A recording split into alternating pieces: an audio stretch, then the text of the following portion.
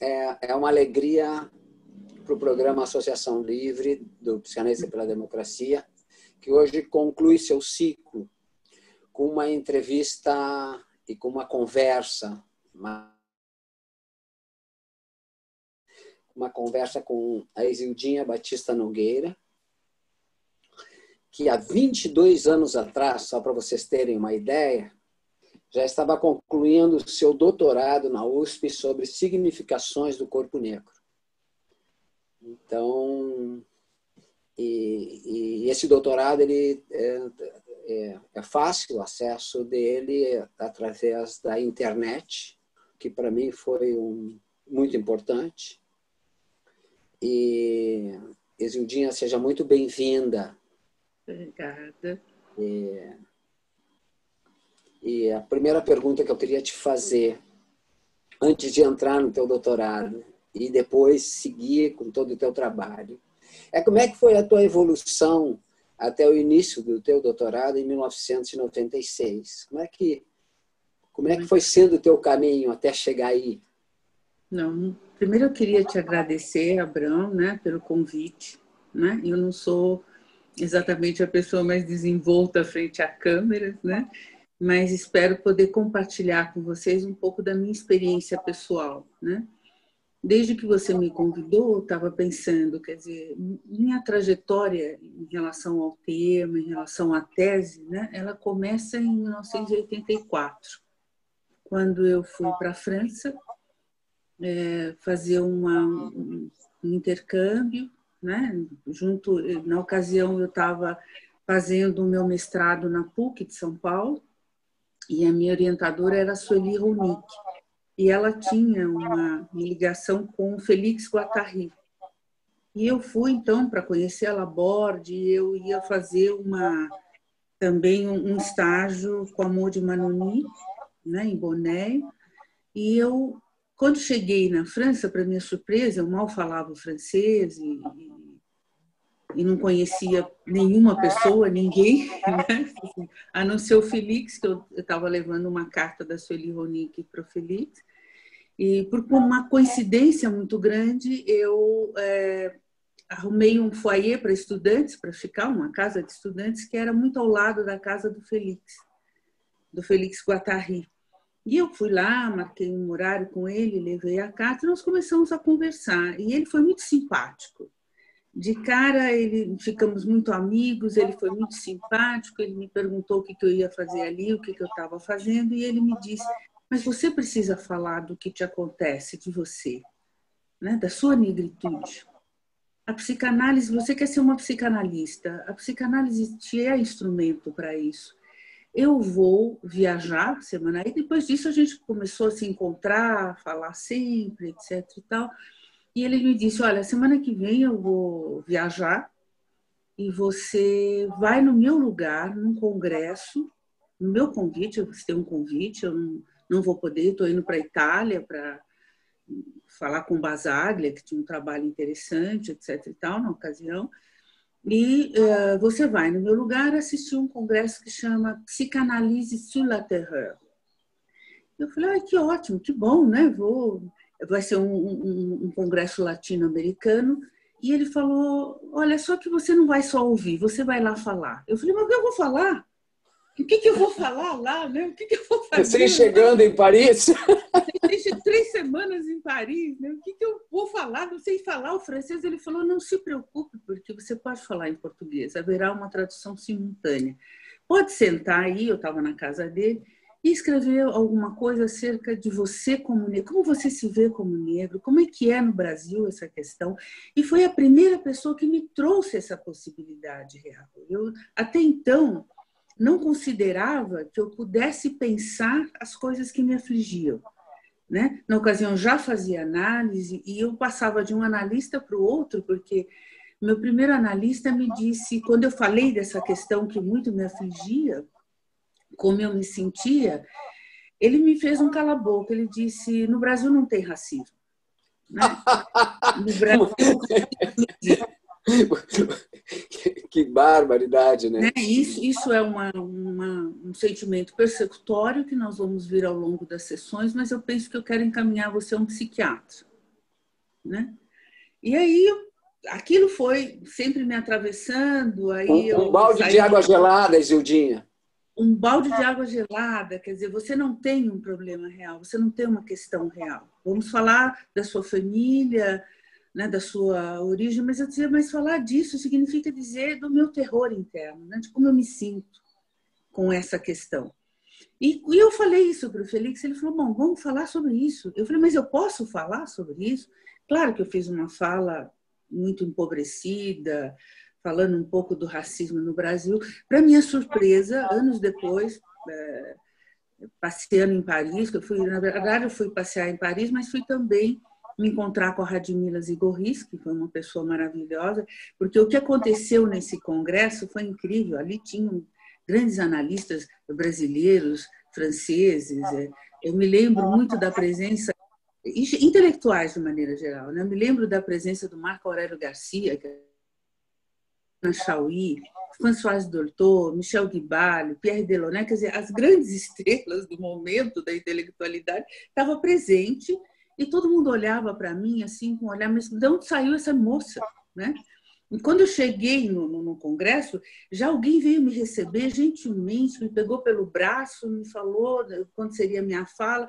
Eu muito constrangida ali, porque os brasileiros me olhavam com ar estranho, esquisito. Eu me lembro que o Wilson de Lira Chebab, que era o presidente da Sociedade de Psicanálise do Rio de Janeiro, olhou para mim e falou, mas de onde você saiu, minha filha? Quem é você? Né? Assim, e a pessoa que me apresentou como alguém convidada do Félix Guattari, que na época já era uma sumidade intelectual, etc. E tal. E aí eu fui muito bem recebida pelos franceses, né? Que quando eu terminei a minha fala, foi a Françoise Dolto levanta e diz, me perdoe, nós não temos o que dizer sobre sua fala, a sua fala sangra, a sua fala é você. A psicanálise lhe deve isso, lhe deve que a gente comece a pensar. E aí a minha vida mudou completamente em Paris. Eu fui morar na casa, naquela noite mesmo, os analistas franceses me convidaram para um jantar, me levaram para passear, me apresentaram o hotel que o Freud ficou hospedado e falamos sobre psicanálise e a questão da negritude. E eu fui convidada para morar, depois disso, na casa da Radmila Zigorris e comecei a estudar com eles nos ateliês de psicanálise. E foi assim que a questão chegou para mim, né? Eu voltei de lá, mantive contato com a Radmila, que depois veio para o Brasil, junto com a Caterine Coulthard, etc. E tal.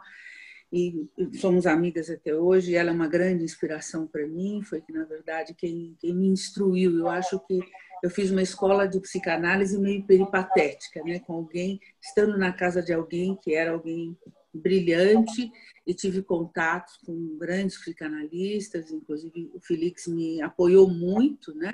Para mim, ele é Felix porque é um amigo querido, ele me apoiou demais na minha formação também, esteve sempre. Enquanto eu estive em Paris, eu pude ir com ele na Laborde.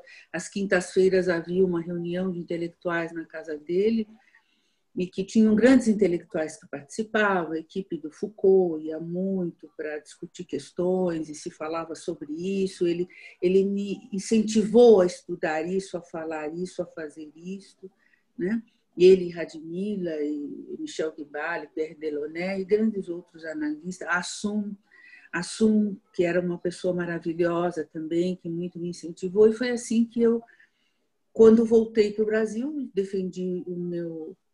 apresentei a minha dissertação com a Sueli, e em seguida Iraí Caroni, que era uma professora, também dava aula na PUC e na USP, e nós éramos muito próximas, assim, conversávamos muito, eu fazia alguns cursos que ela dava, e ela me propôs, então, quer fazer um doutorado na USP e vamos falar desta questão? Você topa falar dessa questão que você quer tanto falar? Porque não era esse o meu assunto ainda no mestrado. E eu agradeci muito, ela foi maravilhosa, ela me apoiou muitíssimo, me orientou maravilhosamente bem, e então surgiu Significações do Corpo Negro. Mas eu queria que fosse a cor do inconsciente. Para que na ocasião, né, que era digamos, uma provocação, uma afronta, né? A cor do inconsciente. E naquela ocasião não tinha ainda teses na USP que falasse dessa questão, né? Ou que, apesar de ter Kabengele Munanga na antropologia e outros grandes intelectuais negros podendo estudar essa questão, na psicologia não tinha. Aliás, quando eu vi o ano de 1998, a conclusão da tese, essa seria uma pergunta, eu tive a impressão que, se não foi a primeira, foi das primeiras, mas agora tu está confirmando, né, que foi a primeira. Foi a primeira, né? E a ousadia de usar a psicanálise como uma forma de pensar essa questão, né? De trazer à tona essa questão que a gente não pensava do ponto de vista, né, do funcionamento psicológico que ela traria para nós, os negros. Como seria isso? Né? Como seria pensar essa questão? E foi assim que eu, então, né, e aí dizia para mim, bom, se a gente colocar esse nome vai parecer uma provocação, provavelmente você vai ser questionada, e o inconsciente não tem cor, né? Mas eu dizia só uma provocação, né? Não é da cor da instância psíquica. Claro que também tem uma questão, né? Ou seja, eu achei o título A Cor do Inconsciente sensacional. Eu nunca tinha pensado. E aí falei com outros colegas psicanalistas que também acharam sensacional o título A Cor do Inconsciente, porque é poético, né? É claro que o inconsciente não tem cor, mas tu escrever a cor do inconsciente, tu está trazendo uma questão fundamental, que se pode pensar, sim, na cor do inconsciente. Sim. Até quem lê a tua tese, né, e começa a integrar, vê que a tua ideia original tinha todo o sentido. Claro que tu tivesse que mudar, etc. e tal. Mas eu queria te fazer uma pergunta, saindo do roteiro, e já vamos entrar na tese. Essa história toda que tu começasse a contar, porque tu tivesse que fazer uma síntese rápida, porque tu convivesse com gente espetacular lá em Paris, né? Tudo gente com produção, conhecida. E esse é um outro lado, né? Porque tu dissesse assim, bah, como é que vai ser para eu conversar, para eu falar, mas tu vê que as portas foram se abrindo, né? Então, convivesse com gente espetacular. Tu já pensasse ou tu já escrevesse toda essa história? Não. Eu não escrevi essa história e foi muito interessante, porque anos depois, quando eu voltava para o encontro com a Radmila, etc., eu estava passeando em Paris e eu vi, então, um livro numa livraria cujo título era Psicanálise sur la terreur. Na verdade, saiu um livro daquele colóquio, naquele tempo, daquele congresso, e que a minha fala está presente nesse livro. Foi um espanto para mim, porque foi um espanto. Aí eu comprei o livro para mim. Né? Bom, a entrevista vai seguir, mas já fica aqui com a sugestão para pensar com calma, para ficar bem calma, de escrever essa história, porque é todo um desdobramento, né? Mas, sinceramente, eu acho uma história bastante empolgante, bastante interessante, que valeria a pena tu pensar devagarzinho se ela não teria que ser escrita. A outra questão que eu quero te perguntar é sobre o teu nome, Isildinha. Bom, essa história é uma história familiar muito interessante, porque sempre me constrangeu um pouco esse nome. Né? Chama atenção. E é muito simpático, é muito simpático. Mas ao mesmo tempo era muito constrangedor, porque eu nunca fui uma pessoa tão pequenininha, tão magrinha, né, para ter esse apelido. Não era um apelido, era um nome. Então, como explicar para as pessoas que não era um apelido, era um nome? Mas quando eu estava prestes a nascer, o parto que a minha mãe faria seria um pouco complicado. E naquela ocasião havia aqui no estado em São Paulo, eu nasci em Ribeirão Preto, numa cidade do interior, uma menina que se dizia que ela tinha morrido, mas o corpo não se deteriorou, não se deteriorava. O túmulo dela, se não me engano, é em São Paulo, no cemitério da Lapa, e ficou longo tempo sem se deteriorar, e as pessoas diziam que ela era muito milagrosa e que ela fazia milagres.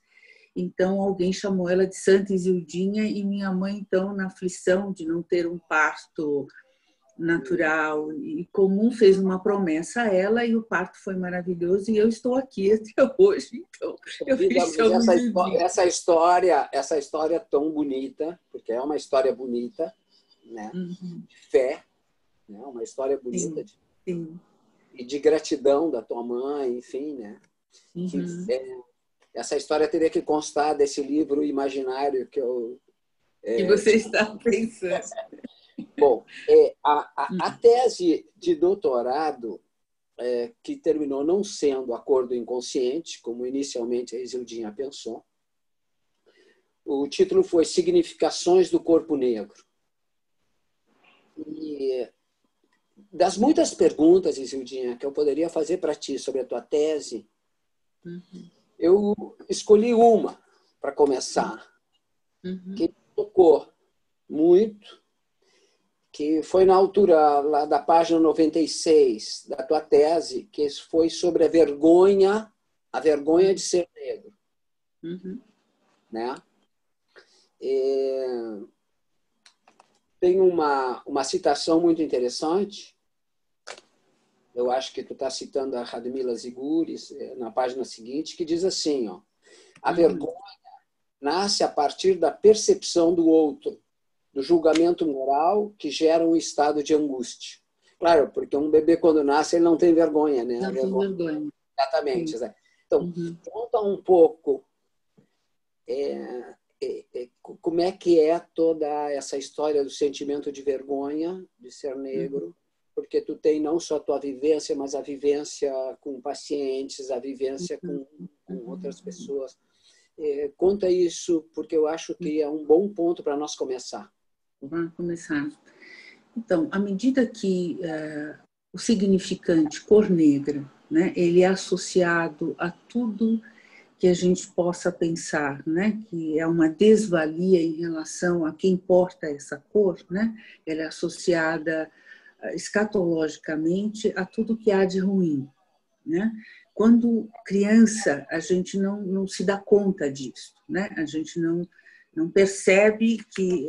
Mas quando você cresce, e à medida que você cresce, a sua cor vai sendo questionada, né? Quer dizer, começa com as crianças, você tem essa cor, e você não tem uma resposta, né? A criança começa a se angustiar no momento que o amiguinho pergunta, mas por que você nasceu com essa cor? Né? E você não tem uma resposta, mesmo porque hoje as crianças negras têm um pouco mais de suporte familiar no sentido de entender a questão da negritude, né? Você tem livros de histórias que pode contar sobre uma etnia, a própria história, o que aconteceu. A questão racial passou a ser algo que se comenta, se fala. Mas quando eu era criança, por exemplo, a gente não tinha essa noção, né? E graças a Deus, acho que eu tive uma boa estrutura familiar, porque eu tinha uma família que até falava disso, né? De um sentido, não no sentido político, como militante, mas eu tive uma avó que podia me sustentar nesse assim. Quando eu entrava em casa chorando, que o amiguinho tinha me dito porque eu tinha essa cor, meu cabelo era de bombril, eu era muito feia, coisa do tipo, ela dizia: vem cá, por que você está chorando? Né? Porque o amiguinho falou que o meu cabelo é de bombril. Ela dizia assim, mas o seu cabelo é como o meu, eu amo você, eu tranço o seu cabelo, eu faço o seu cabelo tão bonito, né? Você é como eu amo você. Então isso me dava um sentido de acolhimento, mas não me explicava por que eu era rejeitada do lado de fora. E aí você começa a ter vergonha de quem se... Por que tu era atacada, na verdade, né? Por que eu era atacada, exatamente. Aí você começa a construir um sentido de vergonha de si, né? Você passa a não gostar de você. E, ao mesmo tempo, a cultura te oferece, né? O que a cultura oferece para o negro é se identificar com a brancura, com o branco. Ele que é belo, ele que é bonito, tudo. A brancura encerra tudo que há né? de beleza, de sabedoria, né? De científica, de saber. Tudo está no branco, não está no negro. E, além do mais, eu me lembro perfeitamente desses momentos de constrangimento e de vergonha, quando, na aula de história, se dizia que os negros só eram escravos, que eles apanhavam. Isso falava muito pouco, rapidamente, mas não tinha nada positivo se dizer dos negros, né? E eles eram fujões, escravos fujões, por isso que eles apanhavam, por isso que eles tinham que ter castigo. E quando criança, eu me lembro, eu ficava pensando, mas eles trabalhavam muito também e apanhavam, eram chicoteados para trabalhar. Eles não fizeram nada de bom, não nos ensinava nada, né?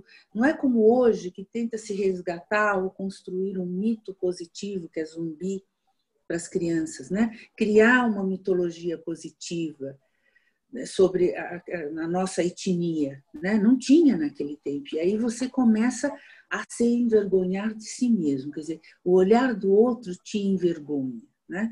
Você olha até hoje, quando eu chego, as pessoas relativamente me conhecem, porque você sabe, Abrão já te disse que eu sou meio caipirinha, não sou muito de falar, ou de estar presente, ou de fazer e acontecer. Eu, em alguns momentos, faço algumas bancas, faço algumas palestras, mas é só.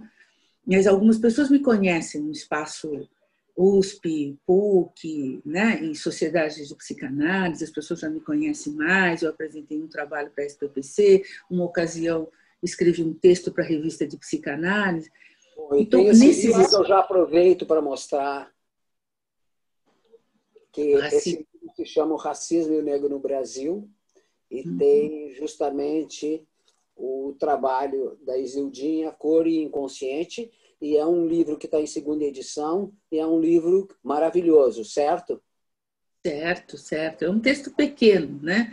Que eu faço uma breve reflexão, mas que eu falo muito autores, são vários autores, né? Tu é uma das autoras, mas o livro em si é um livro que a gente pode indicar, né? Sim, sim, com certeza.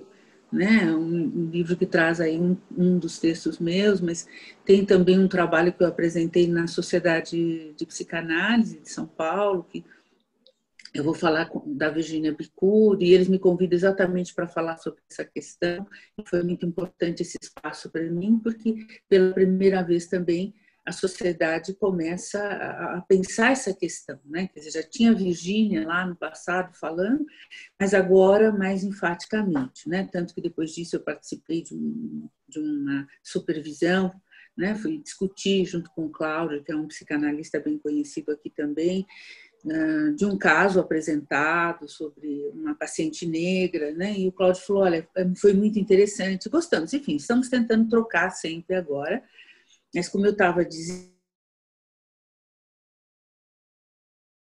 ela vai aparecendo desde a infância, né? Onde você não consegue ver nada de positivo em você mesmo, ou seja, seu cabelo é feio, seu nariz é chato, sua pele é negra, você é sujo, né? As associações que são feitas com a cor da nossa pele é sempre desmerecendo quem somos, e ao mesmo tempo nos identificamos com a brancura, porque na escola tudo passa pela cultura branca, do branco em si, né? A gente não tem nada positivo sobre nossa cultura. E toda a limpeza também, toda a limpeza é associada ao branco, né? Ou seja, ao branco, né? A brancura. Existe uma idealização da cor branca. Uma idealização da cor branca, né? A cor branca ela é de majestade cultural, religiosa, né? Cristo é branco, por exemplo, né? Quer dizer, ainda que ele seja do Oriente Médio, com traços... Ele não poderia ser branca. Não poderia ser, ele não era europeu, né? No entanto, a gente vê várias representações de Cristo de olhos azuis, né? Caucasiano, né? Não do Oriente Médio, né? Ele não tinha uma pele branca, mas enfim, né? Então, a gente aprende a ter vergonha de si mesmo, né? E nos resgatarmos em nós é um trabalho analítico importante que precisa ser feito, né? Que a gente precisa entender que mecanismo é esse. No entanto, ninguém escapa às estruturas de poder. A gente vem, anos e anos, a psicologia não pensou essa questão. A psicologia começa a pensar, a psicanálise introduz essa questão desde o Édipo africano, que começa a pensar, né, a cultura africana, considera a cultura africana, que por ela não ser a história africana não estar contada em livros de maneira sistemática, é como se nós não tivéssemos uma história, né? E nós temos uma história, temos um passado, temos ancestrais, etc. e tal.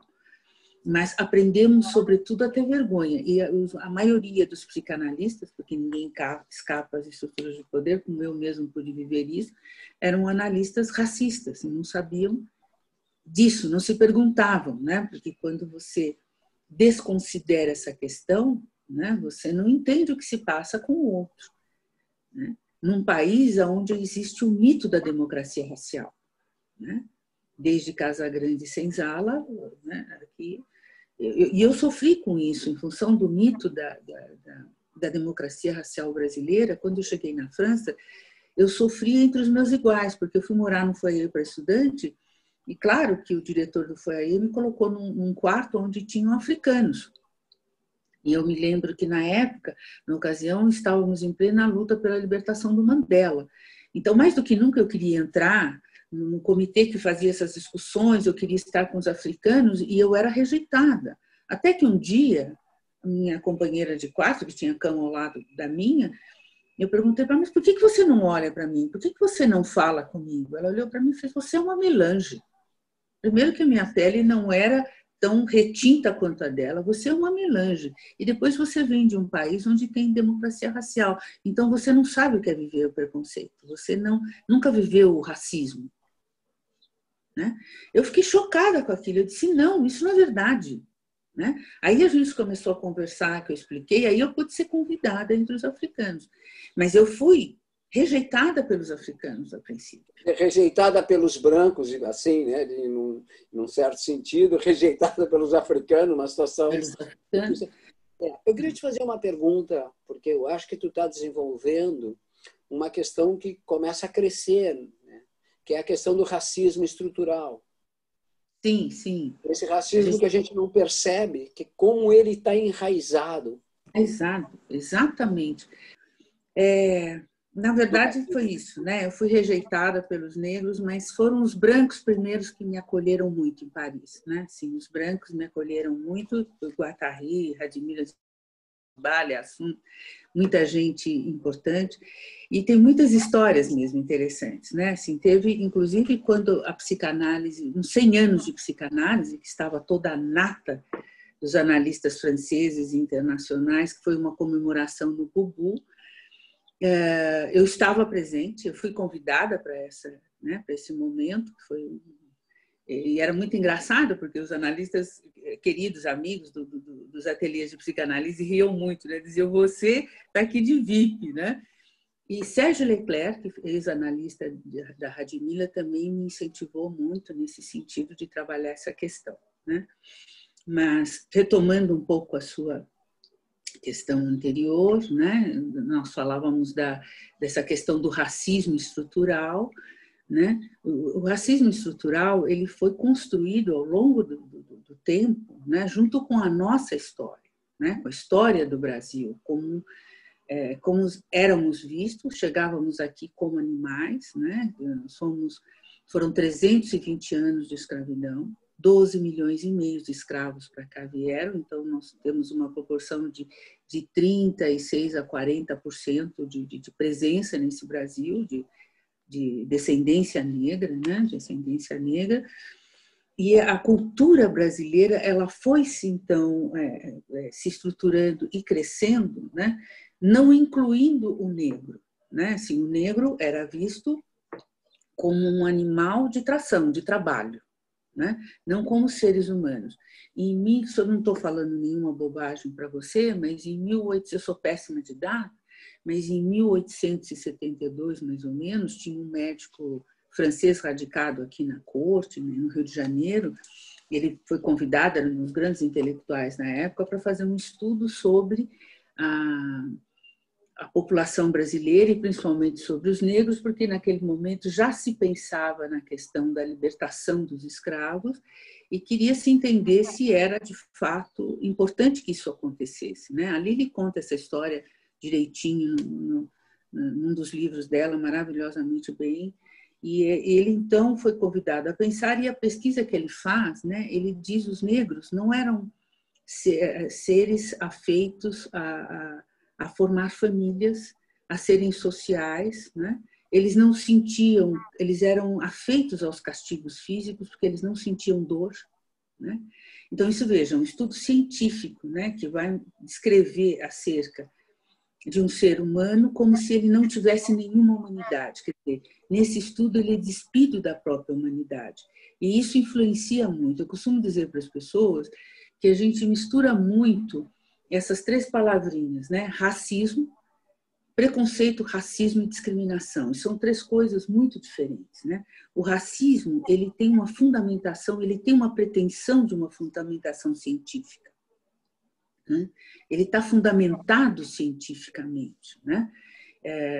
Tanto vocês, judeus, por exemplo, sofreram muito com isso, né, durante aquele horror que foi a Segunda Guerra Mundial, onde o Hitler desesperadamente tentava provar cientificamente, biologicamente, que havia uma inferioridade do povo judeu.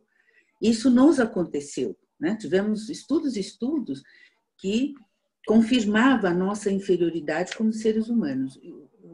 Louis Conti, então, naquela ocasião, nos considerava semi-humanos e não humanos, né? Isso construiu, deu, né, assim, mesmo que tivemos o ventre livre, né, tivemos vários momentos até chegarmos à República, e aí não fazia sentido manter os escravos por uma questão econômica, mas não era por uma questão humanitária, humana, de entendimento que nós éramos humanos, né? Tanto é que o Louis Conti diz, ele fala, depois da libertação dos escravos, nós vagávamos na rua como animais, né? Jogados, bêbados, né? Não havia a condição de trabalho porque não havia o castigo físico. Mas esse do castigo físico que vem da época da escravidão, ele permanece até hoje na figura da polícia, né? Que hoje, quando a polícia aborda uma pessoa negra, seja, nós vimos recentemente, não importa se seja uma mulher ou um homem, a primeira coisa que a polícia faz é bater. Não sei se você já reparou, hoje nós temos essa capacidade de filmarmos a situação, né? A primeira coisa que a polícia faz fisicamente o negro, para depois saber quem ele é, o que ele fez, se é que interessa, né? Então, existe um julgamento a priori. A priori, né? O ordenamento jurídico não nos protege, né? Não serve, não nos inclui na humanidade, né? Uma prova bem recente, uma juíza do Paraná, sim, condenou um homem e escreve. Sim, ela escreve. Por ele ser negro. É que ele fez. Tu imagina uma juíza? Sim. Né? Então, mas isso por quê? Por conta do racismo estrutural, né? Quer dizer, está tão entranhado na nossa cultura que, na verdade, né, quando eu digo, eu abro minha tese com um verso, né, em que eu digo que nós somos, que não é meu, né, é de um poeta, e que ele diz, nós somos um povo em plena luta pela liberdade. Quer dizer, hoje, quando eu vi esse caso dessa juíza, eu até comecei a escrever um pouco sobre isso, né? Como na verdade, de uma certa maneira, aprimorando a forma de castigo. Já não é pública, já não é no tronco, mas uma vez que nós estamos em mãos daqueles que fariam justiça, a primeira coisa que nos acontece é apanhar, né? Nos açoitar. Nós somos açoitados, somos pisoteados, açoitados, né? Em todos os sentidos. Então, permaneceu essa cultura racista ela está de maneira tal entranhada e garantida, né? Veja, se a própria polícia se sente à vontade de espancamento em relação aos nossos jovens negros, a nós negros, né? É porque isso está permitido, entre aspas. Como se a sociedade autorizasse isso. A sociedade autoriza, né? A sociedade de uma certa forma, há uma conivência. Porque, né? Exatamente, porque quando acontece com um jovem branco da classe média ou da classe média alta, o comportamento é completamente diferente, né? Exatamente. Inclusive da mídia, né? Sim, inclusive da mídia, né? Há uma condução outra, né? A pessoa está presa para averiguação. E, de fato, vai se averiguar, ela pode pagar, ela tem condição de pagar um preço para poder sair dali, né? Ela paga uma cota, enfim. E a gente não, né? Então, assim, essa construção escravista, ela permanece, né? De maneira tão arraigada, né? Que o sistema de justiça aqui nesse país repete a mesma atitude de 1800. Não há diferença. Sabe, Zildinha, eu queria te agradecer, eu não queria passar. Quando tu falasse na questão do que aconteceu com os judeus e pelo fato de tu nem precisa me perguntar, porque se o meu nome é Abrão e o sobrenome é Slavutski, é porque eu sou judeu. Mais ou menos na época que tu estava fazendo a tua tese de doutorado, teve um seminário que resultou num livro chamado, o livro depois, Psicanálise e Colonização. Então, um dos coordenadores me convidou para falar sobre o colonialismo e os judeus. Eu disse, mas eu preferiria não falar sobre o colonialismo e os judeus, porque não me parece que os judeus foram tão importantes assim no colonialismo, não é que não tenham tido presença, mas eu gostaria de falar sobre os negros e o colonialismo. Ele disse, tá, tu pode escrever sobre o que tu quer. O título que eu escrevi foi As Marcas da Escravidão. Mas o que mais me surpreendeu no primeiro parágrafo, quando eu estou terminando, eu escrevi assim: o Brasil foi o último país americano a abolir a escravidão e por ela ser tão marcante na nossa história, esse seminário talvez devesse ser chamado de Psicanálise e Escravidão. Que linda sua reflexão. Obrigada. Obrigada pela sua reflexão.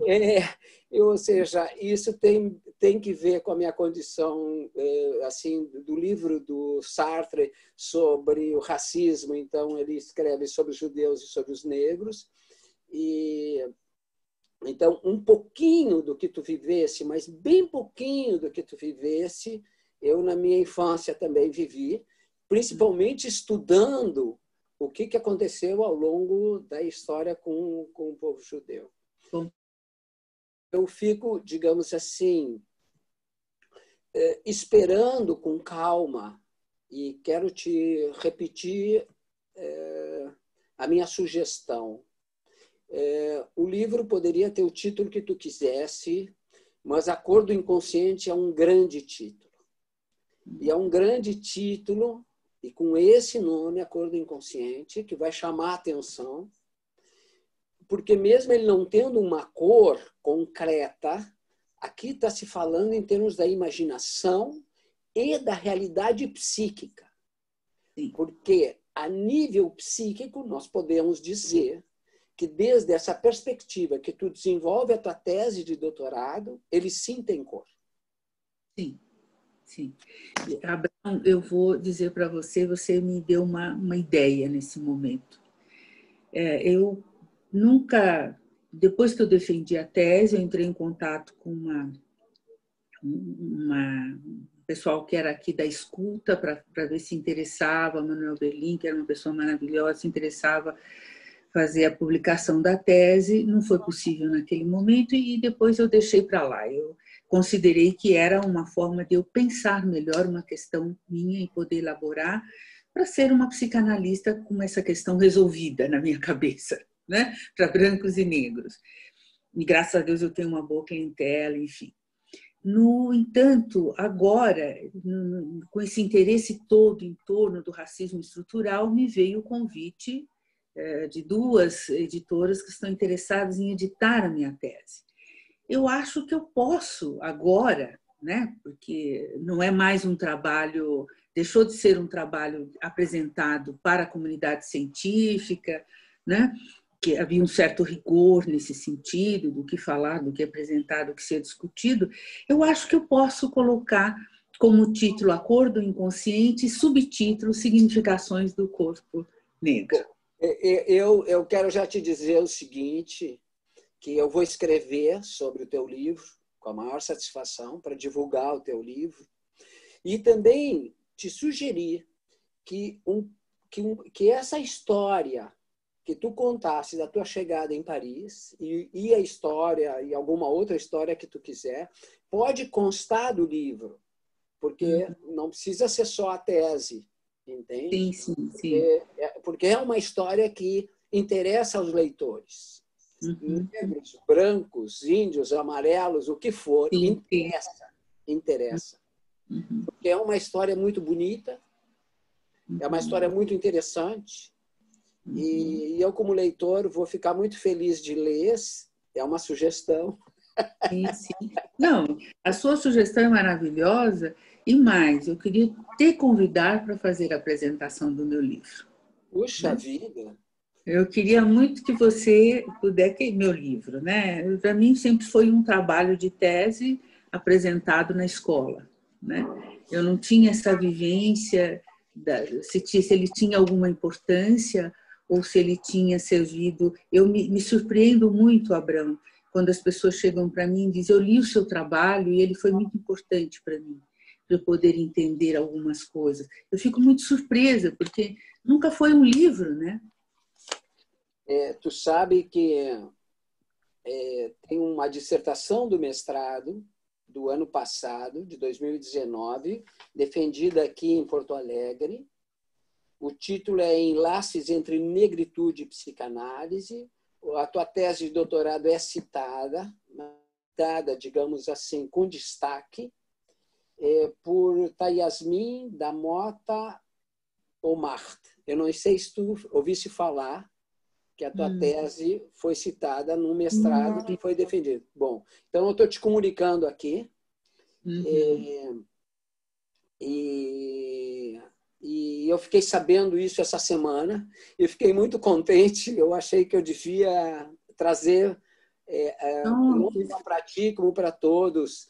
E eu gostaria de dizer que tudo que está acontecendo aqui não foi planejado. Não foi. Essa ideia, né, da cor do inconsciente foi algo que me impressionou. Inclusive, a Isildinha, ela faz comentário aqui, quando ela começa a cor e inconsciente, ela conta essa história, né? Tu conta essa história da cor do inconsciente no teu primeiro parágrafo, né? Da tua alegria de ter sido convidada.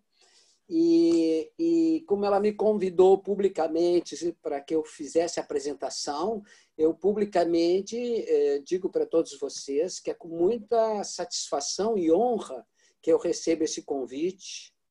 E então vocês do PPD, ou todas as pessoas que estão assistindo essa entrevista, vocês veem como é bom a gente conversar. E Isildinha, nós estamos chegando mais ou menos no tempo da entrevista, mas eu gostaria que tu falasse o que tu tem vontade de falar e como é que tu, como psicanalista, vem te sentindo no mundo da psicanálise. Bom, Abrão, eu posso dizer para você que eu me considero uma pessoa de muita sorte, desde a minha trajetória de estudante a chegar a ser uma psicanalista. Eu estou me sentindo, neste momento, muito acolhida. Né? Nós temos aqui em São Paulo, junto com o Grupo AMA e o Sete Sapientes, um grupo de analistas que chama-se Psicanalistas Atentos. Somos psicanalistas negros e brancos que sentamos para pensar essa questão. Quando a Sociedade de Psicanálise, através da Silvana, me convidou, né, para fazer uma apresentação no simpósio, que é bienal, um simpósio bienal da sociedade, eu me senti muito acolhida, né? Muito, eu diria, muito prestigiada, né?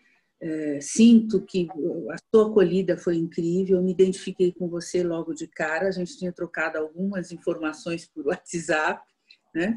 Mas eu, caipira como sou, fiquei pensando, meu Deus, será que como vai ser isso? E você me deixou muito à vontade. Eu acho que gostaria de ter com você outras oportunidades de pensarmos essa questão conjuntamente, né? De falarmos, de trocarmos.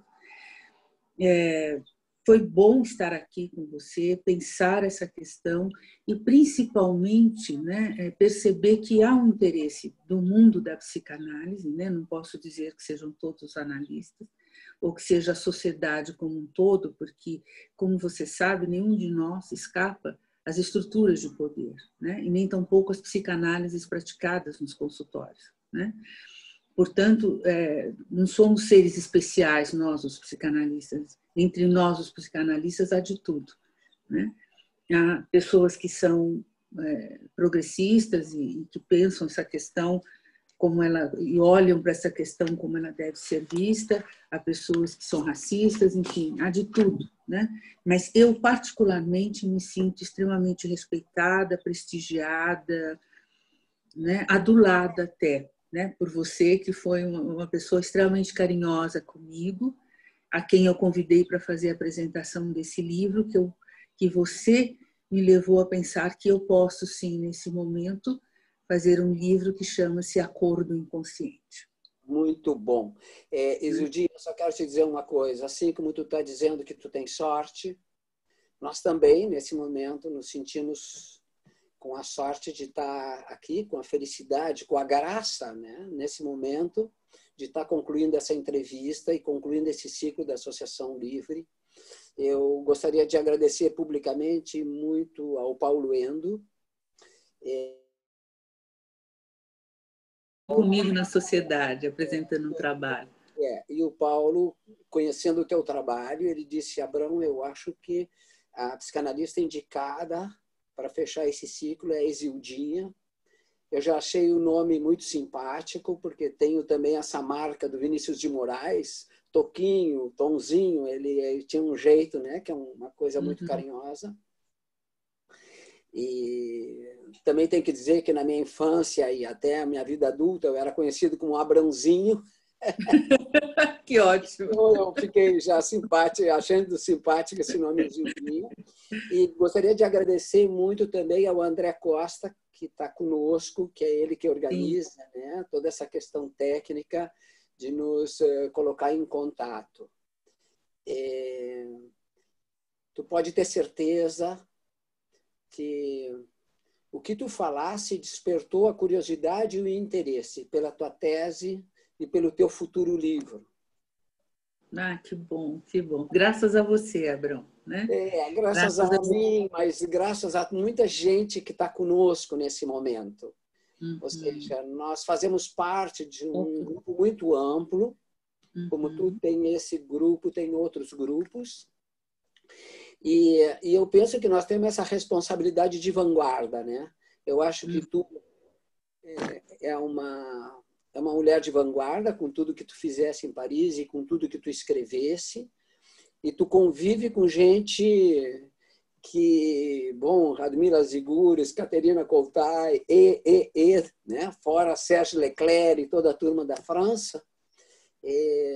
Tu sabe, tu tens escolhido bem, e eu espero que tu fique satisfeito com o que eu vou escrever sobre a tua tese e sobre a tua história. Tudo de bom para ti. Obrigada, muito obrigada, né? Assim, realmente é muita sorte ter toda essa gente, né? Embora o Sérgio Leclerc nem soubesse quem eu era, naquele momento que eu estava ao lado da Radmila Zigorris, ele sorriu para mim e me aprovou estar naquele lugar, me recebeu naquele lugar, né?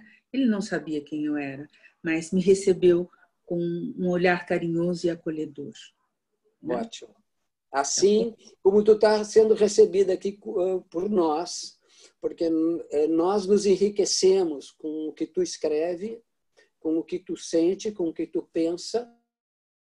A gente se enriquece com as alteridades, né? Ou seja, isso é absolutamente essencial para nós. Muito obrigado, Isildinha. Obrigado, André. Obrigado, Paulo Endo. Obrigado, PPD. E ficando contigo, eu estou aqui te abraçando virtualmente. Eu também te abraço muito carinhosamente, fortemente. Agradeço a todos, ao Paulo Endo por ter me indicado, você, por conviver com você, André, que foi gentilíssimo, né? E só tenho gratidão por tudo de bom que a vida sempre me deu. Me deu, inclusive, alguém para pensar comigo o título do meu livro. Tá. Muita Zildinha, gratidão. tá. Então, nós estamos terminando aqui. A Associação Livre conclui com essa entrevista. Eu acho que todos vocês vão sentir todas as emoções que nós estamos vivendo nesse momento aqui, como brasileiros, e como brasileiros que buscam caminhos novos, conhecimentos novos, e especialmente entender que a alegria que existe no Brasil, mesmo nesse momento tão pesado e tão difícil, ela vem muito dos primeiros africanos que chegaram aqui, que nos trouxeram a capoeira, que nos trouxeram o ritmo, que nos trouxeram a musicalidade, que nos trouxeram esse entusiasmo pela vida. Eu me sinto com toda essa gratidão e Zildinha, muitíssimo obrigado. Fique sabendo que toda a tua luta e que todo o teu esforço, ele continua dando frutos. E que teu livro vai ir muito bem, antecipadamente, a gente já pode dizer. Tá bom? Obrigada.